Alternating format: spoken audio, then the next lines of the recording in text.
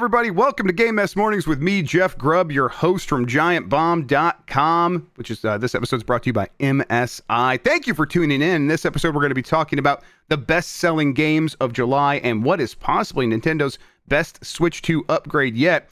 It's going to be a good one because we have Mat Piscatella on the show. Matt, how are you doing? Hey, Jeff, do you know what time it is? What time is it? It's business time. Yeah. And the business is video games. Unfortunately, the business is still video games. So let's see what that means for all of us. Love to have you back on the show. It's always like a real great chance to be like, me and the community in the chat will like throw out ideas about what we think is happening. There's a chance occasionally you might know what's happening, and it's always good to get that insight. So looking forward to talking to you about everything that's happened. You did put out the Circana report earlier this morning. Of course, we'll lead off with that. But I want to ask you, like, how's like gaming been for you recently? I know you got a couple of favorite franchises you always love to check in. You playing anything new? How's it going? It's going well. MLB, the show, is still like my second job in a lot of ways. But other than that, like we've had so many great smaller games come out this year in particular. It's been a great year for that. So I've been diving into a lot of those and having a good time. But really, like MLB The Show, man, like the engagement claw has me. Yep, yeah, that's. You do any of the equivalent of like Ultimate Team in that game, or what do you do? You kind of just go through the seasons? No, I do. I'm in their Ultimate Team mode, their Diamond Dynasty mode. Is, yeah. Playing people 20 years younger than me that are obviously far better at everything gaming than I am anymore. But I try to hold my own. When you're on there, do you ever do the voice chat thing of like, oh, you got me, and then make a young person feel bad, which is that meme? I've turned off every means of communicating with me via a console device. No. It's the only way to live. Yeah, it's absolutely the only way to do any of this. Is just shut all that stuff down. Honestly, unplug your phone, all that stuff for sure. All right, let's explain ourselves and what we do over here. We're Giant Bomb. We make fun stuff, and you can support us by going to giantbomb.com/join. Support this show, support when we go out to Summer Game Fest and we do our Game of the Year stuff. Gets you ad-free shows, gets you some other extra goodies. As far as this show goes, most weekdays, I, Jeff Grubb, will help piece your gaming life back together. That includes breaking news and maybe even some of our own original reporting. For all these topics, I'll get the input of a bona fide expert who will make me look smart. If you are watching live on Twitch, welcome. You can always listen to the show later on podcast feeds by searching for Game Mess Mornings or find the RSS on giantbomb.com. You can also catch the show later with chapters and timestamps on YouTube. Hello, YouTube. All right, we have a lot to get into, so let's start the morning mess with July 2025 U.S. video game market highlights from Mat Piscatella over at Circana. Matt, let's jump right into it here. I think we'll just kind of like ask you some questions like right off the top here.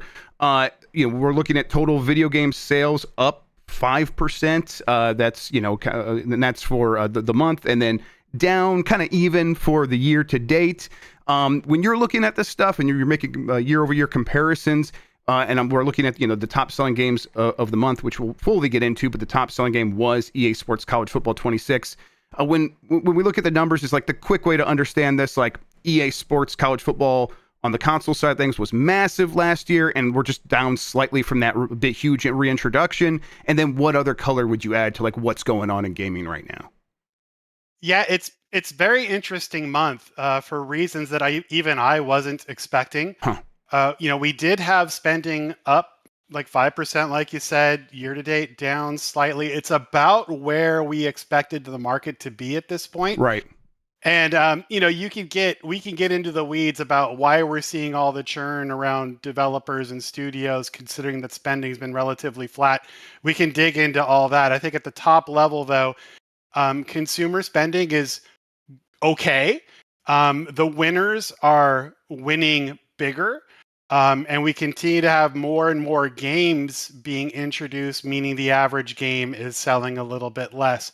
But from a top line perspective, consumer demand has been holding relatively well. There are a couple of areas that are performing better than others, particularly the non-mobile subscription space. Think like Game Pass, Nintendo Switch Online, PS Plus, World of Warcraft.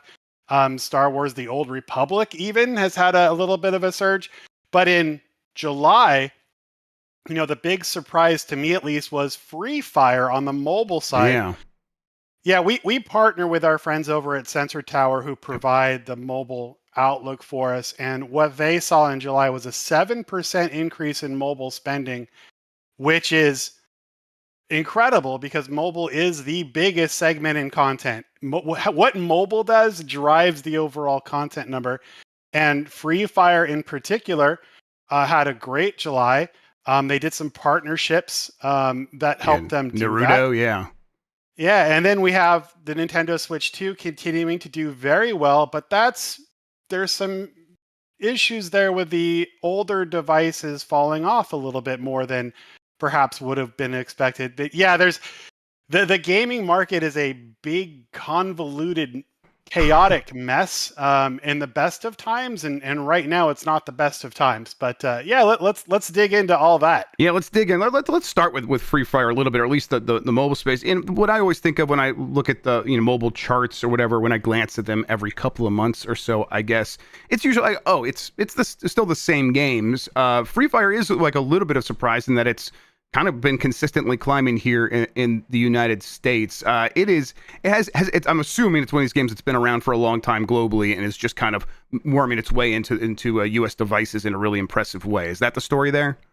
Yeah, it's been picking up a lot of momentum in recent months. I mean, yeah, like you mentioned, you look at the mobile charts and it's a lot like the console charts these days. The biggest games continuing to be the biggest games month after month, year after year. It's a problem in the market. It's a very big challenge for anyone trying to bring a new mobile game or a new console game or a new PC game to the market. This incredibly crowded marketplace that's dominated by some of the biggest franchises that continue to be there forever. And so when a game breaks through, like a Free Fire, I mean, it can make a big difference to what we're seeing in the spending. When it comes to these top-selling games of the month, EA Sports College Football 26 and EA Sports MVP bundle, which bundles it up with Madden, I believe those are 1 and 2, and that includes both physical and digital. I'm assuming there's digital version of that Sports MVP bundle as well. And then number 3 was Donkey Kong Bonanza, and that's physical only. So pretty impressive. It's able to get up there with like being limited to one system and physical only. And then right behind that, Tony Hawk's Pro Skater 3+4. Rounding out the top 10, a lot of familiar faces as usual: Call of Duty Black Ops 6, Minecraft, Forza Horizon 5. Grounded 2 is the other new game in the chart. It's at number 8. That's an early access release. It's going to have a little bit of a lower price, and also it's on Game Pass, so I think that's also pretty impressive for that game. And number 9 is Red Dead Redemption 2, and number 10 is Grand Theft Auto 5. God, when's the last time Red Dead Redemption 2 outsold Grand Theft Auto 5? Did it get an update somewhere? What happened there? It's been a minute. So in July, we had all of the various summer sales happening across like the PlayStation platform, Steam, and it was discounted as much as up to 75%. So that discounting really helped give it a boost and get it back, a little bit higher than Grand Theft Auto 5, which, 12 years now running. That game has been just forever. Yep. What are you going to do? But to go to EA Sports College Football, you mentioned it earlier about how last year it was such a massive juggernaut. Yeah. Of course, it had been over a decade since we had the last game. And yeah, this year's game did not live up to last year's initial sales. But how could it? I mean, last year's game was so massive. So when you look at the results and you see, we did have growth in content spending, but that was really driven by mobile and the subscription segment. Console was actually down about 9%, and the big reason for that was the comparison between this year's and last year's college football games. So, it's still doing great, but last year's game was just, it was ridiculous how well it did. I mean, it was the game everyone was talking about, whether they're a sports gamer or like an enthusiast gamer, like, folks watching this are probably more in that camp. But this year, like it's performing as a really well-performing sports game, which is great. But I mean, it's hard to compete with the phenomenon that was the game last year. Right. And I mean, obviously EA was kind of always expecting this, of course. So Yeah. This is probably like falling in line with what they expected the long term for EA Sports College Football to be, and I'm sure they're extremely happy with that, which is why in a little bit we'll be talking about the return of EA College Basketball. Maybe they've at least teased that. We'll get into that here in a little bit. So console game spending down. It really EA Sports is going to be the huge part there. Not much else to read in there, at least with too much noise in that signal. But the hardware side of things. So yeah, Switch 2 is now the best-selling console in terms of units and dollars for the year. So took it a couple months to do that, but that's also expected, especially when we see just how hard the PS5 and especially the Xbox Series are falling. But both are massive double digits. PS5 hardware down 47%, Xbox Series spending down 69%. Both of these should be before the most recent price hikes for both these consoles, or is that right when the Xbox price hike happened? It should include the Xbox hike, not so much the PlayStation hike yet. So we'll see the impact of that on the longer term. Yeah, Switch 2 has done amazing. It's still the fastest selling console after 2 months all time. It's slightly ahead of the PlayStation 4 now. Of course, different times of the year that these two devices launched. So on a comp basis, Switch 2 is still ahead. It's 75% ahead of the pace of the original Nintendo Switch. So it's doing phenomenally well. Exceeded 2 million units sold. So it's still very much in its infancy. And so a game like Donkey Kong Bonanza, like you mentioned, physical only being third overall, phenomenal result. That result very likely does not change even if you did include the digital, just because the scale of EA Sports College Football is so much bigger with a far bigger installed base to sell to. But doesn't take anything away from the success of Donkey Kong Bonanza or Mario Kart World or any of the other games really we're seeing perform on Switch 2. Phenomenal start, but again, the question is going to be, of course, that day one enthusiast, Nintendo fan in particular, is going to be there early. Are the families going to come in and buy during the holiday in an environment where costs and things like grocery, insurance, and housing are climbing rather rapidly, and people are really kind of feeling the pinch in these prices and other everyday spending categories, and of course all of the other chaos we have in the market overall right now. That's going to be the real test. Yeah, and it's like, when it comes to consumer spending, we continue to be surprised overall at how resilient it's been. It's been weirdly resilient in some cases. That does feel like it's got to break at some point. And it's like, I guess, why would we assume it would be this holiday with the Switch 2? But why would we assume it's going to skate by unscathed by all these reasons people might want to start saving money, right? Is that a fair feeling? Yeah, and if you look at some of the other metrics about what's happening with the consumer, increased credit card debt, people leaning more on their things like 401ks just to pay for everyday things like groceries, the younger consumer really leaning into buy now, pay later programs, like they're really leaning into those. There's a lot of signs of strain and stress on the consumer. And hey, maybe it's fine. Maybe people will go, you know what? I need to have something to bring me joy, so I'm going to sacrifice other areas to buy video game stuff. But when you look at things like what's happening with subscription spending and the growth we're seeing there, there could be something about video game consumers looking for value, trying to find ways to extend their dollar, leaning more into things like free-to-play and the subscription services, maybe pulling back a little bit on premium spending. We'll have to see. Right now, though, the Switch 2's launch is kind of buoying the entire console market. And, if we didn't have that, it would be a much less rosy picture right now, particularly on the console side. It's, things are going well, but there are signs that, of some concern, and we'll have to see how it goes over time. Yeah, I think last time we had you on, we were talking about the sort of the arc that PlayStation 5 and Xbox Series were following. They are on the other side of the tippy top, the zenith of their bell curve. That's normal. But then I think we also talked about maybe the rate of decline was a little bit more than we were expecting. It did seem to kind of bounce around a little bit between now and then. But this number does kind of go back to, oh, geez. And now we're also getting price increases right alongside these things, whether it was this month or the following month. So it's like no reason to assume it's going to get better. And then, of course, the next phrase is, well, until Grand Theft Auto 6. Does that feel like the kind of thing that explains a lot of these things, where it's like, sure, it's down now because people are waiting for Grand Theft Auto 6, and prices are going up because the companies know once Grand Theft Auto 6 is here, they'll get a lot of those people who are waiting on the sidelines? It could. I mean, you need something to really drive the folks that haven't bought into the current generation to buy in.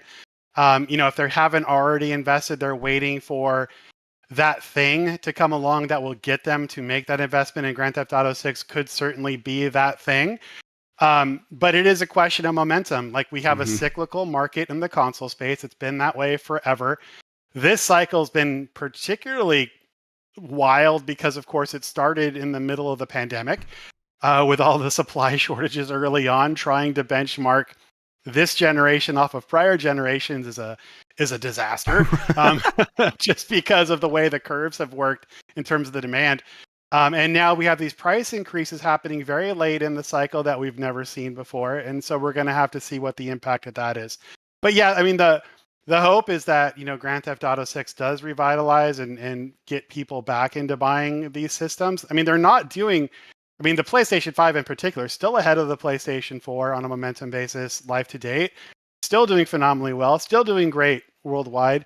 But the tail may be a little shorter than one would expect, especially considering these potential price increases. But forecasting the gaming market's always the most difficult category that we track, and right now it's even more difficult. It's not quite dartboard territory, right? But the dartboard's on the wall, kind of thing. Right. We'll see. We'll have to see how it goes. Sometimes it's more accurate than the human beings can be, just occasionally. Just okay, yeah, sure, down, whatever. Great, let's roll with that. Yeah, it's tough. Yeah, I think that, and we'll talk about that here in a couple of stories as well when we get to Need for Speed's future in regards to Criterion getting renamed or getting rebranded a little bit, where I think that inability to predict or like what game is going to work and what won't, it explains a lot of the decisions that these companies are making. Like I said, we'll get into that here in a moment. Let's continue to go through what we have here in front of us, though. So yes, the PS5, Xbox hardware down a lot. We'll see. You're right, cyclical. We are, I guess, getting close-ish to like when we could start talking about next-gen systems. Maybe that makes these companies more comfortable. Maybe they're already looking so far ahead that they're like, hey, we want to establish a good price base now for when we have to introduce those things at even higher prices, and that's a big part of what they're probably thinking a little bit, as well as just, hey, things are expensive. We want to make sure we can get every dollar that we can. But I how interested are these companies in selling consoles? Because all of the sort of circumstantial evidence surrounding it makes it sound like, that's not their primary concern. I think we know that's the case with Xbox at this point. But why does it seem like it's kind of, I'm getting that sense off of PlayStation as well? So I think there's a lot of things there. Of course, people want to sell the boxes. I think what we're seeing in terms of consumer behavior, particularly among younger audiences, is a desire to have their content they want to play available on whatever device they want to play it on. And for younger audiences, more and more, that's going to be mobile, PC type devices that they already have access to. So with that play behavior change, we're seeing people really trying to expand the reach of their content. Now, Xbox, of course, invested heavily early in cloud. That hasn't really developed in the US market, although it has developed more in areas like South Korea and Brazil and other territories. That could continue to evolve. They're going to be leaning on that quite a bit more as they diversify their hardware reach around their OEM strategy with things like the Asus ROG Xbox Ally, or whatever it's called. I think I got that right. Close enough. PlayStation's also diversifying where it's putting its content because the name of the game is reaching as many people as possible, and right now that's not necessarily through the box, although the box remains the best way to play and the way that the enthusiast audience most likes to play. So it's not going to go anywhere. But in terms of trying to grow an audience that, let's be honest, hit a peak in 2021, because of course it did. And we no longer have that organic audience growth that we had for decades, because everyone who wanted to play games for as long as they wanted to play them and did so in 2021. So now it's an audience share game.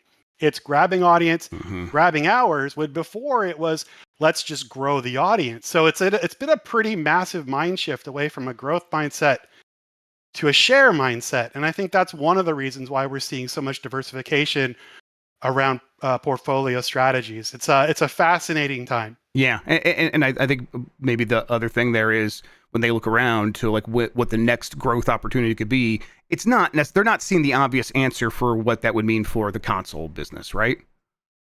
Right. And I mean, you look at what's going on with things like Roblox and Fortnite and Minecraft and the reach those massive, not even games anymore. They're their own ecosystems. The reach they have, I mean, the competition to grab audience from those monstrosities, it's a significant challenge. And so you have to be where the players are. And right now the players are on all types of devices at all types of times. Some other things here I wanted to ask you about. Let's see here. We talked about these games a little bit, but Donkey Kong Bonanza's physical sales were high enough to place it third. Do you have a sense of how that compares to other like launch window games or first 6 month games on let's say PlayStation 5 or anything else, or the Switch 1? Like, how does this compare to Ratchet and Clank, if you have that off the top of your head? So yeah, Nintendo first party games published on Nintendo hardware are always going to have a higher attach rate, meaning Yeah.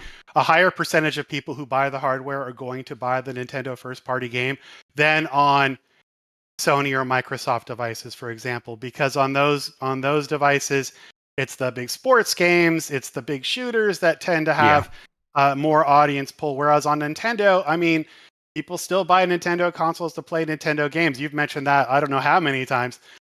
So those attach, they're always going to be higher. And so when you look at something like World, which of course is closer to 100% than not.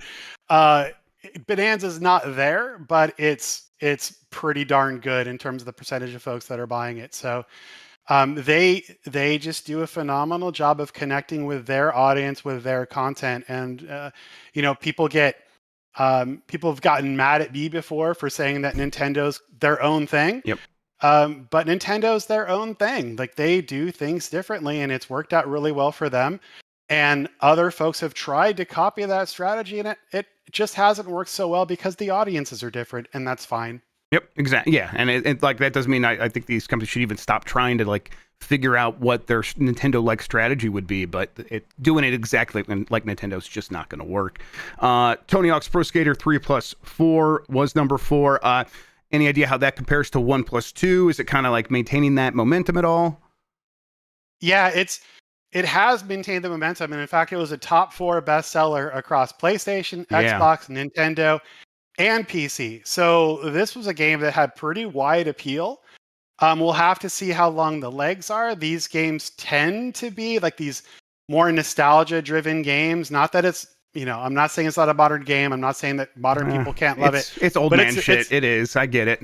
So, like, these games tend to do really well at launch, and we'll have to see how the legs are over time. But what a great start. And you'd have to believe that they look at these results and go, okay, like, what else can we do here? There is an audience that very much wants this type of content. Of course, Skate's on the way later this year. So, we're having a little bit of a skateboard revival, which is cool.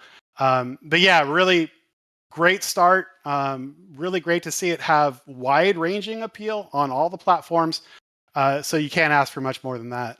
And then last thing that's popping on the top of my head here, the accessory spending fell 8%. I would assume a big part of that is a lot of people bought second controllers to play college football with their buddies last year. Does that sound right, or what do you think is happening here?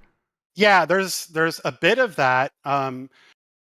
But gamepad spending is still down. We had a pretty significant dip in remote play devices like the PlayStation Portal. Oh, sure. Off year on year because it was a much newer, hotter product a year ago. Right. And because of the hardware declines we're seeing on PlayStation and Xbox, that tends to correlate to changes there. And the Nintendo Switch 2 Pro controller has done a phenomenal job. Over 30% of people who have a Switch 2 have a Pro controller, which is pretty remarkable when you think about the audience, right? This isn't an audience that you would assume would would be there with a more expensive controller day one, but they sure have been. And that's been the best-selling accessory in both units and dollars this year. So that's doing a lot of heavy lifting, kind of holding up that market. But yeah, we're looking at a down accessories market right now, particularly from the performance of gamepads and headsets. Yeah, it really seems like Nintendo's strategy there of raising the prices on all the accessories, keeping the price the same on the Switch 2 has worked out for them. It has worked out. We haven't seen a significant negative impact of those changes yet. We'll see what happens with going forward. Right. People, I mean, I'll speak for myself. When I'm looking at buying something, I look at the price of the thing. I don't really often look at the knock-on purchases. And then once I have the thing, it's like, well, I do need that and that. And the price is sort of like, well, it's not as big as the big purchase I just made, so I'm just going to go get this thing. That's how I do it. So I bet that's kind of what Nintendo was hoping for here. Well, and you have a price insensitive early adopter audience, meaning that the people who buy early don't really care how much something costs. They just need to have it. Yep. But just like with the Switch 2 hardware, the real test will come in holiday. How many families, how many gifts of Switch 2 consoles or accessories or even software, how much of that will come into the holiday? Because that's where, the whole thing is made or broken. So, we'll see. And I get the sense Nintendo, well aware of this, definitely knows this. And that's what, if we get this rumored direct in September, it'll be all about explaining the story of why now is an urgent time to get a Switch 2. So, yeah, day one showed up big time. Yeah. The question is, like, how do you move from the enthusiast audience to the mass market? That's always the biggest challenge with a console. And this time it has additional challenges that prior generations and devices didn't. Excellent. All right. Well, we have plenty more to get into, but we should take a quick break here from our MSI sponsor. If you want to skip out on these, you go to giantbomb.com/join, become a premium member. You can get the ad-free version of the show. We'll be right back after this. Jan, my computer's sick. I've decided it's time to start building a new one. I just don't know where to start. Grubb, if your computer is sicky poo, you got to start with MSI, which just dropped something big in its brand new Z890 and B860 Intel motherboards. Are those the motherboards that unlock the power of the Intel Core Ultra Series 2 CPUs? Yes, sir. These Mobos, as we're calling them on the streets, are powerhouses for gaming, streaming, and whatever intense tasks you need to throw at them. Okay, but Jan, you know me. I'm scared of tools. That screwdriver's so sharp. It's okay, bud. MSI made them Jeff-proof and maybe Dan-proof as well, which means they're easy to work with. No more wrestling with tiny little screws or confusing manuals. We're talking easy debug LEDs that tell you exactly what's going on. Toolless installs for your M2 drives and GPUs, or GPUs. We're calling them GPUs too now. Okay, hell yeah. Oh, okay, yeah. MSI has that modern BIOS as well that looks like it was actually made for humans to use, not some relic from 2003. Give me more of that. Yes, that's right. It's going to be so easy to get secure boots on the ground. It's like PC building on easy mode, Grubb. And here's the best part. Giant Bombcast listeners, MSI is giving you 10% off these new, regularly priced Z890 and B860 boards. Just head over to us-store.msi.com and use promo code BOMBCAST at checkout. Boom, instant savings. I'm going to stack that discount. They allow you to do that. And with MSI's got ongoing promotions, that's potentially going to score me up to $120 in Steam codes. It's basically free games just for upgrading. Everyone listening should do the same. So if you're ready to upgrade your setup, do not wait. Visit us-store.msi.com and use the code BOMBCAST, BOMCAST, all in lowercase, and give your PC the upgrade it deserves. MSI, making PC building less of a headache and a lot more fun. Mobo! All right, we are back. It's Game Mess Mornings. That's Mat Piscatella. I'm Jeff Grubb. Let's get back into the headlines here with Kirby and the Forgotten Land Nintendo Switch 2 edition plus Starcrossed World. That's the full name. Reviews are in for it, and it's apparently that name is not hurting it. It's doing a 90 on OpenCritic with 7 reviews. that's early in the review process. Who knows how many reviews something like this actually ends up getting, but it's Switch 2, so things like this are pretty exciting. But 90 on 7 reviews, still very impressive. 9 out of 10 from PJ O'Reilly at Nintendo Life, who says Kirby and the Forgotten Land Nintendo Switch 2 edition plus Starcross Worlds gives you the base Forgotten Land experience at a delicious 60 frames per second with a whole big bunch of new content thrown in for good measure. The 12 remixed areas that make up the DLC are uniformly delightful. The new transformations are excellent, and there's even new challenges for hardcore Kirby fans to get sucked into. One of the best games on Switch and one of my favorite 3D platformers in years. Polished to a sparkly sheen and packing some meaningful new content, that's a very easy recommendation and a truly excellent addition to the Switch 2's early lineup. Got a 10 out of 10 from Krista Hogue at CG Magazine, who said it is the best paid upgrade yet for the Switch 2 and a worthy addition to one of the Switch's finest platforms. And then it got an 8 out of 10 from Bobby Pashadilis at Console Creatures. Kirby and the Forgotten Land Nintendo Switch 2 edition plus Starcross Worlds should not be missed. Not only does it upgrade the base game for the Switch 2, which is one of the best Kirby games already, but it also adds a fun and out-of-this-world expansion filled with fun powers and tons of Kirby charm. I'm excited about this one. I was a huge Kirby and the Forgotten Land fan, Matt. I don't, how about you? Is this something you're interested in? And then how have these these paid upgrades been doing for the Switch as far as you can tell? Kirby is a menace. Yeah, well, that's true. The most powerful character in video games. I mean, it's also true. He scares me in a lot of ways, but I kind of like it. Now, I've been a big Kirby guy for a very long time. I played this game. I was off put by the frame rate. So I'm excited to get to 60 frames. I am a 60 frames gooner. Anything 60 I can do, 30 I can't play. So I'm really looking forward to it, and these reviews are great. So that's cool. Yeah, the paid upgrades have done pretty well, actually. Of course, it's very early, and it's only been on a couple of games.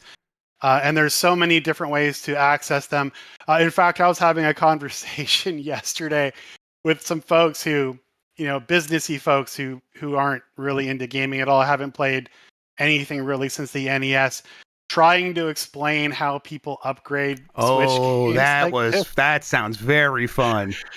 I was like, so you could do it this way, or you could do it this way, or you could, and they were just looking at me like, what the hell is what is this business? And I'm like, you know what? You're right. This business is wild. Yeah. But yeah, it's pretty well so far. Of course, there's a lot of consternation from some folks about the different practices around things like game key cards and all that. But so far, so good. I'm looking forward to this one. Looking forward to see how it does, being a little bit later than the initial early releases. Yeah. At least with Nintendo games, they do put all theirs on the card so far. I don't think they've had, not for any of their big games anyhow, the game key card situation. So they've been able to avoid that for their stuff. I guess real quick on that, like when you look at your data, did you notice something there? Is this something that we talk about on shows like this and on forums and on social media, and it's not really filtering into the data, or do game key cards like hold any game sales back in any noticeable way? I think the sample is probably too small to have any really wild takeaways, and we're seeing, some games underperform, some do pretty well, but it's so early that I think the jury's still out on it. I mean, it's not good when your most enthusiastic customers or a segment of them are this unhappy about something. That's generally not a good thing. But we'll have to see. People like to play what they want to play, and they'll do what they have to do to play it for the most part. But you generally want your customers happier and satisfied. So early days. We're going to keep watching it. I think for some games it may have had an impact, but it's kind of hard to strip out the impact of one particular thing when it comes to a game's performance, whether that's review scores or social conversation or things like the medium it's delivered on. It's really hard to parse out the individual drivers. So it's a jury's still out. We're going to keep moving here. Need for Speed Future is in doubt. It's Future. That's not the name of a game. Need for Speed's Future is in doubt as Criterion has been rebranded to a Battlefield studio. This is from Haley Williams at GameSpot. In case you needed any more confirmation that Criterion is now all in on Battlefield, the Burnout creator and longtime Need for Speed custodian is now officially branded as a Battlefield studio, as in it, like the team's now called Criterion, a Battlefield studio, leaving the future of the Need for Speed franchise in question. As spotted by The Gamer, a user for the Need for Speed subreddit, spotted Criterion's new official subtitle on EA's website, where a Battlefield studio now appears under the usual studio logo. So Matt, when I was mentioning this earlier, it's like this just feels like part and parcel with what like a trend that's been going on for a while now, and you kind of opened it up with it earlier on, where it's like, hey, yeah, the overall spending number looking pretty hot, or at least fine. And when we like look at how that segments out, the big games are still huge, and some of them are bigger than ever and selling better than ever. It is the games in between that continue, like the money is coming from them. That's why these games are bigger than ever, is because fewer people are spending, or they're spending less money on these games somewhere in between the tiny things over here, the indie games and the biggest games. And that's why like Burnout we're way past, is Burnout going to come back? Like Criterion's not going to go back to Burnout, but maybe Need for Speed, they can keep doing that because those games tend to sell. And now they're like, actually, your time and your efforts are better spent working on a big shooter than even Need for Speed. And this feels like, oh, that's just, okay, we went from Burnout to Need for Speed, and now Need for Speed to Battlefield. To me, it's like I could just see that direct line of what is happening here, of these companies just think every second spent working on this bigger game is going to get them a bigger return. Is that what's happening? I mean, this is what keeps me up at night as a video game fan. Yeah. When a franchise like Need for Speed, is in question, that's kind of shocking, right? If you would have told someone this 15 years ago, they would have said no way. I mean, even like 5 years ago, it seems like such a resilient series where it just they kept making them and they kept doing all right. Yeah, it's just when you look at the play stats, it's kind of shocking. Like I've shared these a few times out there. Our player engagement tracker, we track what people are doing on their consoles. What we find in our data is just shy of 8 out of every 10 people that turn on their PlayStation or Xbox every month will play at least one of the top 10 live service games, whether that's Minecraft or Roblox or whatever. And the top 10 live service games alone, just taking out all of the other ones, just the top 10, account for just shy of half of all hours spent on the consoles. So these games, these biggest live service games, are taking all of the hours and dollars from the market. And because we still have growth in the number of games coming out, the rest of the games have a smaller and smaller share of the pie they're chasing, which is why we're seeing the crunch around developers and studios that we are. The pie is getting smaller, although the top line numbers staying relatively same. So when you're a big publisher, you have to try to get into that, even though the risk level is so high. The risk is so high, and we see it over and over again with the games that are failing, like your Concords is the most primary example. But this is the market. This is where people are, and it's exceptionally. You have to go over that space, even though the risk factor is ridiculous. Yeah, I mean, you said it. I mean, it's obvious. Like these companies like look around and they look at that data of where people are spending their time. And they look at the data of where people are spending their money, and they're like, the way people are thinking about games is changing. They're not thinking about the next new release they're going to get. They're thinking about the next new event or user-generated content that they're going to play in the game they're already playing. And so we need to have one of these platforms. Otherwise, we're going to have to start making our stuff inside of those platforms. We're going to have to make our stuff for Fortnite or make our stuff for Minecraft. And that is like, those companies that control those platforms will be able to dictate terms in a huge way that is very scary. So we have to get out ahead of this. Yeah, if you look at all of the big third-party IP holders, the Disneys of the world, for example, where are they putting their content? They're putting it in Fortnite. They're putting it in Roblox.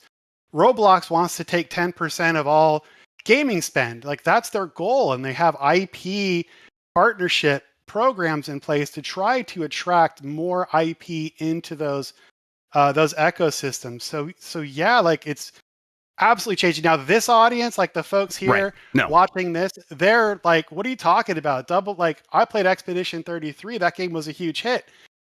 Yes, it's a hit for a game of its scale, and it's done phenomenally well. No question about it. I'm not saying that it hasn't, but the number of games that can break out is quite small, and the number of games that are in that competitive pool continue to increase. So that's even becoming harder and harder. So it's not really easy to say, hey, like the service market is a disaster zone, and 99% of games are going to fail, so you should make more AA size games.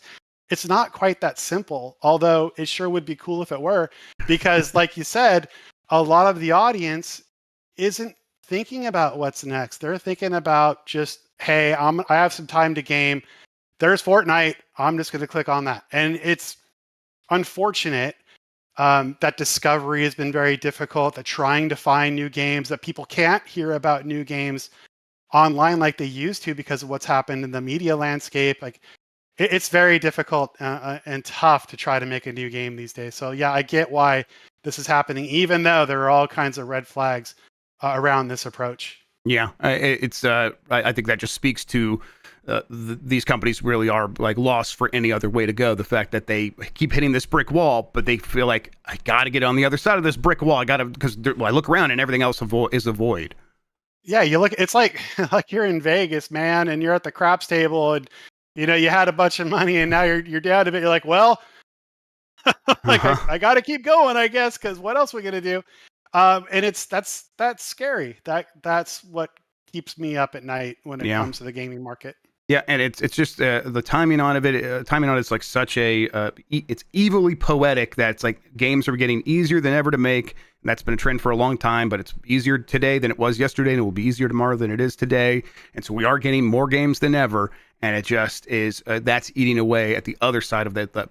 The spending is not growing commensurate with that. So. Yeah, and you look at like some of the conversation around there, like, well, AI is going to help because it's going to be able to let people make games faster. And I'm like, making games faster isn't the problem. The problem is the number of games we have coming out and an audience that isn't growing. Like, it's only going to cause more problems having games come out even more frequently than they are now.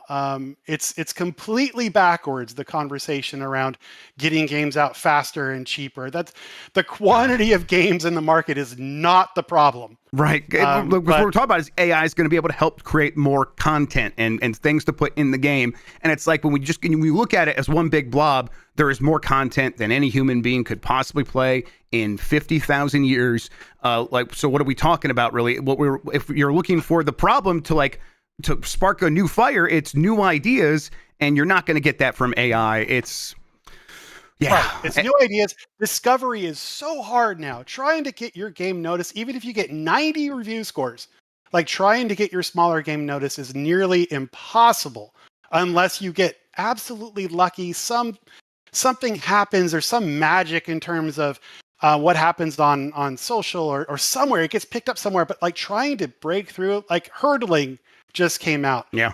Phenomenally rated game. Who's talked about it? You see a couple people posting about it. You look at, Sword of the Stars just came out, right? And they just did layoffs because that game didn't really break through, even though that's been highly rated, right? So discovery is the problem. The number of games sure as hell isn't the problem. And that's like, there's a perfect comparison to the alternative there of Sky, the game from the other people that made Journey, Genova Chen. His game is a free-to-play mobile thing and apparently has tons and tons and tons of players, but it's not my thing. So I'm more excited about Sword of the Sea. And it's like, oh yeah, but that's just not where the business is at right now. It's a cautionary tale, and it keeps me up as well. Yeah, anyways, it's a shame. But yeah, the number of games coming out is not the problem, but they're gonna do it anyway. So we'll see. I get all these companies like thinking that like, well, we need to get our games out faster because the longer it takes, the more expensive it gets. That's as far as they're thinking about it. If they were to look at it on just a slightly more macro level, it's like, okay, that's not an answer. It's a way to save some money right now. But if you're going to do the thing that you think everyone else is going to do, you're going to have to continue to spend more time and money to make your game stand apart from everyone else's. So you're still going to need all those people you just fired back to actually set your game apart. And I'm looking forward to you realizing that in 2 years. And in the meantime, you're going to have a game that is just not going to stand out compared to everyone else's. Yeah, look, man, if you have Coke, Pepsi, Dr. Pepper, and 7-Up on the soda shelf, the way to compete in that market isn't to come out with 2,000 other sodas and try to throw them on. You know what I mean? Like, it's a bad analogy, but it kind of works. Like, it's how do you break through? How do you provide a really quality product and communicate it to the audience? And right now, the conversation is like, I don't know, let's just throw more products out there. What the hell? That's just gonna make everything worse, man. But what the hell do I know? Yeah, it's also like at a certain point, does this industry just turn into one of those that has its 4 or 5? I mean, it's happening, obviously, the 4 or 5. Happening. It's happening, but it's like in my heart, it was like always thinking this industry, the one thing that's consistent is it always changes. Something new comes along and disrupts everything. But that's not true because it's true. It was true because it happened up until this point. There's no reason it has to keep happening that way, right? These things could really solidify in a permanent way. Yeah, you bring a game out 10 years ago, your biggest competition are the other new games launching in your window.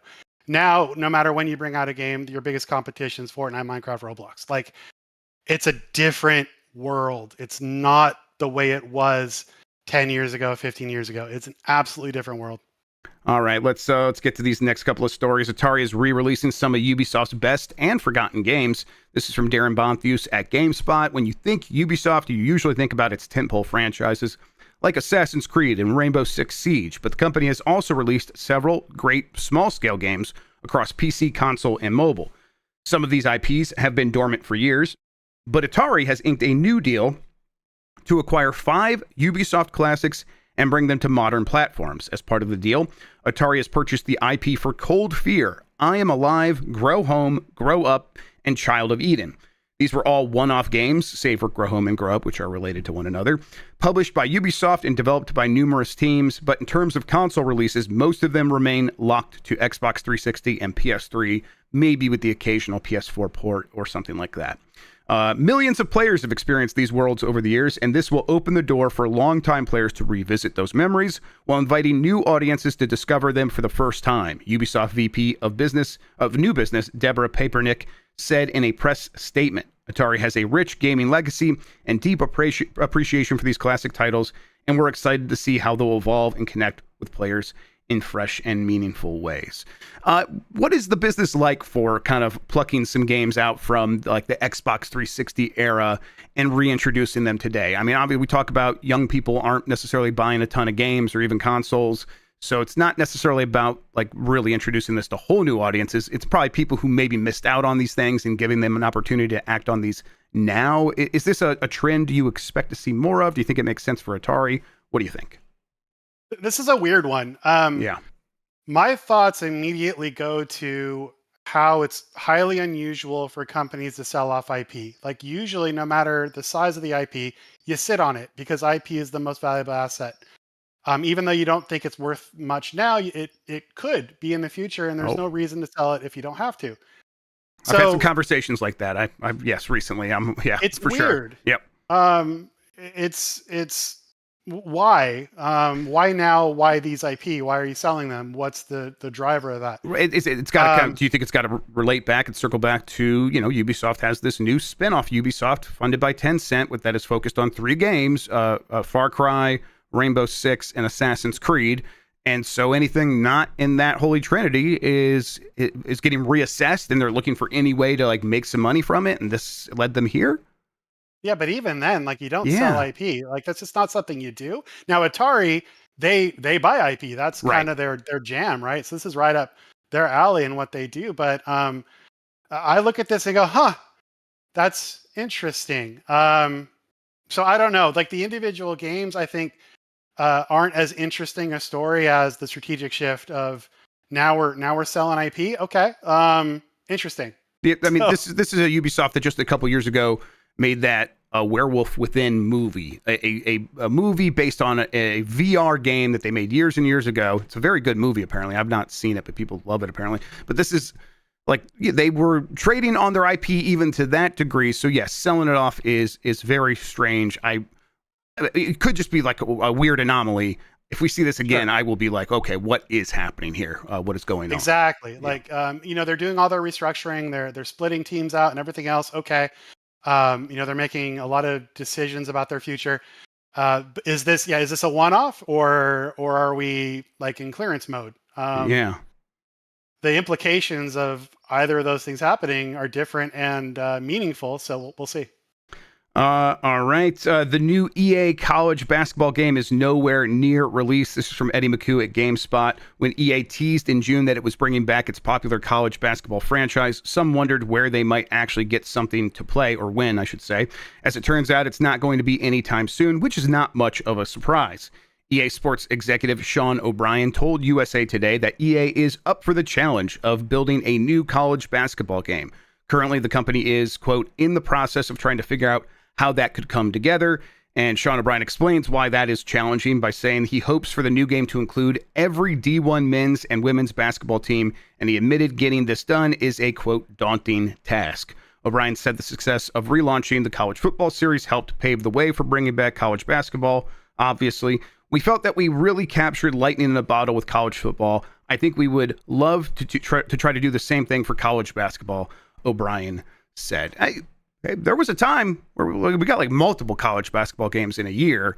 We're far removed from that. This is the thing that has turned me into a boomer, Matt, of things used to be better. Things used to be better when we got multiple sports games from different companies every year. That's just better than what we have now. You're never going to change my mind on that. But whatever, this is the world we live in. Clearly, that they just drew a line from, can we try to replicate what happened with college football in any other way? This does feel like one that should work as long as EA can actually make a basketball game, something they've not been able to do in a very long time. Yeah, let me tell you about a little game called MLB Power Pros 2008 on the Nintendo Wii. Damn it. Or the Bigs, bring back the baseball weirdness. Yes. But yeah, I mean, you'd assume this would be a great opportunity. I would love to see them be able to do it. Some competition in the sports space right now in particular would not be the worst thing for consumers, in my opinion. Right now, we are very siloed into just a handful of franchises. And so it would be great. I think 2K probably wouldn't agree with me on that one when it comes to the basketball market, Yep. but whatever. But yeah, I wish them the best. I hope this comes out great. I hope it provides another opportunity to deliver some numbers like college football does. That would be amazing for fans and for the market. They did figure out the football situation and being able to get teams and players. So they've built this infrastructure, and at a certain point, I bet running that is its own cost. And you could probably offset that a little bit by repeating that process now with other sports. Oh man, the people working in licensing on these games in particular, like hats off. Like yes, that's their a Byzantine be job. Yeah, so hard. Wow. Like we did Lego Dimensions when I was at Warner Brothers back in the day. Our licensing group that got things like Back to the Future and E.T. and all these other things into it. Like I just remember how their hair was falling out. I can only imagine what it would be for something like this. Yes, this got very challenging. All right. It is now easier than ever to refund PS5 games. The story's been going around. It's different in method, not necessarily in the how forgiving they are. That's pretty much the same, but let's go through it. The refund process is now much more automated. If you go to the PlayStation Store, click on the three dots in the top right corner, select the option that reads transaction history. You could select one of your purchases and choose the request refund option. This will automatically consider your refund if you do what has always been the case on PlayStation. If you have purchased the game within the last 14 days and you have not booted it up. Actually, if you have to have not downloaded it. So if it's just sitting in your transaction history. So that hasn't changed. But how it worked before is apparently it had like a chat bot. You had to convince to let you get a refund. So that's better to not have to deal with that. But it's still not where it needs to be. Where on Steam, it's you could have played the game for 2 hours. I think that's been pretty fair. Not a lot of complaints about the way the refund works on Steam. I think consoles will have to eventually get there, probably due to regulation, maybe one day. I don't know. How do you feel about this? They absolutely should. I mean, the Steam process has been beneficial to players and developers. It gives players a chance to try a game out, and it gives developers a chance to sell some games to people that want to try some games out. Yeah. Why that isn't the case across all platforms is bad. I think it should be implemented across because it would give more opportunity to sell. But the worry is always like, oh no, we're going to lose money on this. No, you're not. You're going to be able to grow your potential audience, but people are stubborn. But yeah, the consumers should have far more options to refund games, in my opinion. Let's get to these last couple of stories here. Were we set up to fail was a question that they're being asked, or that they're asking themselves right now at the Candy Crush studio King, as they reportedly fear more layoffs to come. This is from Chris Scullion at VGC. Last month, King cut around 200 staff as part of Microsoft's sweeping layoffs, which saw games canceled and studios slashed across its game business. It was claimed at the time that some level designers and copywriters were told that their jobs were at risk because they were set to be replaced by the AI tools that they themselves helped to build. Now, a new report by MobileGamer.biz suggests that morale continues to be low at the company, with some staff taking legal action over their severance packages and allegations that cuts were made with no consideration of staff performance. So, according to the people that have been talked to here, they're like, everyone who got a severance package went to their lawyer, and every lawyer was like, this is illegal and you probably shouldn't fight it because it's Microsoft. And that is incredibly frustrating to hear, that a company is using its weight to get away with something it shouldn't be able to get away with and is violating laws and doing so allegedly. And then as far as the cuts being made with no staff consideration, or with performance not taken into consideration, people are alleging once again that they just sorted by who was getting paid the most and then just fired people in order until they got to a name that they recognized and trust and kept that person. That's what's being alleged by these people. Microsoft, I don't think, has commented on this. As a reminder, Microsoft, the Xbox brand is under the BDS, a boycott call for their help and for making money off of the ethnic cleansing in Gaza. And now they're doing this as well. Candy Crush is a weird one, Matt, because it is a game that just is going to run on getting more content, just more levels that are like the levels before it. So you could see why they would be wanting to go, let's save money by just doing this in AI. And yet I just feel like they are setting themselves, Microsoft is setting themselves up to fail by not being prepared for a change that might be necessary to keep this game feeling fresh at some point. But maybe I'm wrong. Maybe this game never has to feel fresh. It can just be the same thing forever and continue to print money for them the way it has been. I don't know. What do you think? So that's one of those games, and Soda as well, that just are always on those mobile charts. Looking at, having worked at Activision before, looking at the AOP plan being aggressive doesn't surprise me at all with dealing with that my entire time there. Mm-hmm. When you're not hitting your budget, when you're not hitting your sales target, in order to make the bottom line number, you got to cut costs. Perhaps, allegedly, this is one of the ways they're trying to do it. Yeah, like AI, man, such a good tool that you have to force people to use it. Right. That's part of the story as well, is they are monitoring people's usage of AI, and they are demanding 100% usage from everyone. Everyone has to use AI in some way. I mean, I don't know. I can still write an email. I don't know about you, but I guess we have to have the computers do it for us. Anyways, side note. When you have targets that are aggressively set, then decisions start getting made that sometimes are questionable at best. I guess I'll leave my comments there. That's fair. Last thing here, not gaming news, but I did want to get your opinion on it. KPop Demon Hunters sequel officially going ahead at Netflix. Of course, they're going to make another one of these things. It probably is Netflix's most successful thing ever at this point, or at least close to. So this is a movie that it traffics in a lot of familiar tropes of K-dramas and Korean animation, and brings that over here, and it's doing really well. It's caught on in a massive way.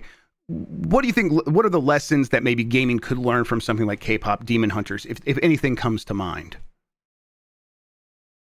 Well, I mean, we're seeing not just Netflix, but studios like Amazon really trying to lean into the video game IP. I mean, we had that whole transmedia movement for a while there, but this is kind of continuing down that road of trying to maximize the value of the IP across all types of avenues. Nintendo's doing it its own way through its films and through theme parks. Everyone else is trying to go through whoever can produce content to try to grow the brand strength. So I think this is just another in a series of this type of expansion of the IP reach to try to maximize the value in return. So I don't know if there's anything particularly new, shocking here. I'm not super in tune with what's going on this one, but it's not surprising to see video game companies really trying to continue to maximize that value. Yeah. This is one that just kind of popped up out of nowhere. I heard people talk about it. My kids have now watched it like 10 times, Matt. So it's got its great. And you know what? It's fantastic. What I've seen of it, I've kind of watched over their shoulders a bunch of times now, and it's been pretty entertaining. All right. I'll check it out. Yeah, it's fantastic. I think you'll enjoy it. All right, let's get to the poll question. This is from Monday. Actually, let me frame it up here for y'all. There we go. This is from Monday. Which ninja game are you going to play? Your options were Shinobi, Art of Vengeance, Ninja Gaiden Ragebound, Ninja Gaiden 4, or all of them, and all of them won with 41% of the vote. Ninja Gaiden 4 was number 2 at 24%, but right behind it was Shinobi, Art of Vengeance at 23%, and then Ninja Gaiden Ragebound at 13%. I have loved Ninja Gaiden Ragebound. I beat that game, really enjoyed it. Kind of want to go back to it because there's some other more difficult stuff in there that they put in there to keep the game feeling fresh for a long time. I'm playing Shinobi right now, though, and I've been really enjoying that. That's also an excellent game, and I will definitely check out Ninja Gaiden 4 when it gets here later this year. Is this the year of the ninja, Matt? Is that what happened? I mean, we had the year of the bow. I mean, yeah, man. Raise the forecast. Pump it up. Those are rookie numbers. Pump the ninja forecast. We need more. Let's go. Yeah. More ninjas. God, hey, you know what? I think Ninja 5.0 got re-released earlier this year as well, everybody. So there's that. Oh man, Lego Ninjago remake. Let's do it. There it is. That'll get the kids buying games again. Yeah, there we go. All right. We got a new poll question. We'll get to that here in a second. Before we do that, though, Matt, why don't you tell people where they can find you on the internet? And if that's something you even want, and tell them what else you got going on and all that good stuff. Yeah, I'm on the Blue Sky at Mat Piscatella with 1 T because my mother was drugged up when she popped me out and forgot to put the other T in. Who needs it? That's fine. And then LinkedIn, don't be on LinkedIn. Just stop it. But if you are, I'm there because I have to be. And so if you have to be there too, we can be there together. So yeah, and I'm on the Giant Bomb community, but I'm incognito. You'll never know who I am. So. He's lurking. But yeah, everybody. shout out to love the Giant Bomb community. Been a member since day one. Love you guys. Love this community in particular, and love you, Jeff, and thank you for everything you guys are doing to build that community here. It's and all the past people too. Like this place means a lot to me, and really happy to see you guys thrive. That's very nice, Matt. Yeah, we love you too. And like we were telling you during the break, the community always asks to get Matt back on, so we'll definitely continue to make a regular thing of it. Get you back on here frequently. Love talking to you. In the meantime, here is the new poll question. We'll get the results of this tomorrow. Are you going to get Kirby in the Forgotten Land Switch 2 edition? I'm not putting the full name in there. I'm not sure if there's enough characters on the YouTube poll question thing to fit the whole name. Your options are yes or no. We'll get the results for Game Mess Mornings here on Giant Bomb tomorrow. Speaking of Giant Bomb, I should go click on this calendar here. All right, I have a meeting. You guys don't need to know about that. I have Blight Club at 2 p.m. Eastern today. That's when we're going to be on next. I'm going to be finishing up Jurassic Park Trespasser. That's right. Antonio Morales, are you the one that sent me this? I'm playing a packaged up version of this game that actually is meant to run on Windows 11. So I didn't get a physical version. So I just threw it at my computer. The community sent this to me instead, and it's fun to have. I actually have the full instruction manual now, Matt. This is a hell of a game. Have you seen any of this Trespasser? Were you around the first time when it came out? Were you playing it then? I have some research to do, and I remember the Sega Genesis version of JP, but that's about it. This is one made by what's his name? The guy that made the Xbox, Seamus Blackley. His team before that made this game, which is a physics simulator first person shooter from 1998. Is it, chat? And it is bizarre because there's no animation system. They have these tree system that each animal gets to decide how it moves on its own, and the animals also have hunger and anger systems. and you could pick up everything in the world. There was a section where I'm like looking for a key card, and I went up to a trailer that they had set up in the park. And when I tried to open the door, the trailer tipped over because of the physics system, and that looked like I broke it, but that was actually part of a jumping puzzle that they had created. It is a weird game, and I'm kind of into it. I'm tuning in. Yes, make it happen. All right, that's Trespasser later today, everybody, on Blight Club. All right, I think what we're going to do now is say thank you to Mat Piscatella for hanging out with us and talking about video games, man. I really appreciate it. I appreciate you, and thank you so much for having me on again. Absolutely. We'll make it happen again. Thank you, everybody, for watching and listening. You are the best audience in gaming. Until next time, have a good one. Take care of yourself, and goodbye.